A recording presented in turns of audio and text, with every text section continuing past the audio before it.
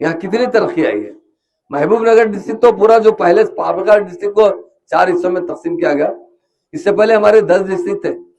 तेलंगाना तहरीक के टाइम मैं भी कई बार जाता था सीएम साहब के साथ दिल्ली, जब कई पार्लियामेंट जो एमपी वहां पर नुमाइंदगी करते हैं, उनके पार्टी से मुलाकात करते थे, तो लोग कहते थे राव साहब क्या तेलंगाना तेलंगाना कर रहे हैं, तेलंगाना में पानी नहीं है, तेलंगाना में पावर नहीं है, तेलंगाना में फिसादात होते हैं, तेलंगाना के अंदर हर शोबेयात में 10 डिस्ट्रिक्ट में 9 डिस्ट्रिक्ट बैकवर्ड है, यहाँ पर नेक्सिज्म है, क्या करेंगे तेलंगाना लेकर। साहब कहते थे साहब ये तेलंगाना स्टेट नहीं है, ये निजाम स्टेट है, इतनी दौलतमंद है, एक बार मौका मिलने दीजिए, हम बता देंगे आपको 5 से 10 साल के अंदर इंडिया में नंबर 1 स्टेट बनाकर बता। वो बताए हर शोबे हद में हम लोगों को तरक्की के मौके फराम किए। इमाम और मौजूद हजरात का हदिया की बात थी, तो मैं आपसे एक बात बताता हूँ। हमारे बुजुर्ग लोग हैं, तेलंगाना बनने के बाद सीएम साहब से हमने गुजारिश करने पर 1 मिनट में उन्होंने कहा अरे ये तो अल्लाह की इबादत करने वाले हैं, इस सरजमीन पे जब इबादत होगी तो बरकत ही बरकत होगी, हमेशा हम जरूर देंगे।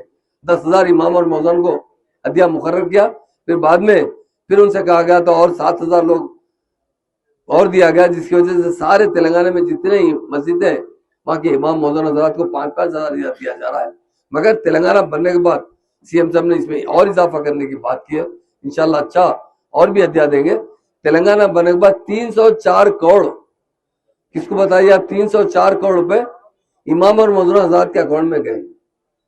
तो अल्लाह का फजल है हमारे पास कि इमाम और मौजून हजरात ने खुद तो कुछ उससे फायदा पहुंचा। तो डेफिनेटली सीएम साहब की नीयत यही है कि किसी भी तरह यहाँ के जो लोग रहने वाले हैं उनको हर तरीके से मदद करें। इसलिए मेरे भाइयों मैं बहनों बताता हूँ कि तेलंगाना स्टेट एक ऐसी स्टेट है जहां पर गंगा जमुना तहजीब है। मुसलमानों को इज्जत देने वाला कोई लीडर आज तक गुजरा है तेलंगाना हिंदुस्तान में तो केसीआर साहब।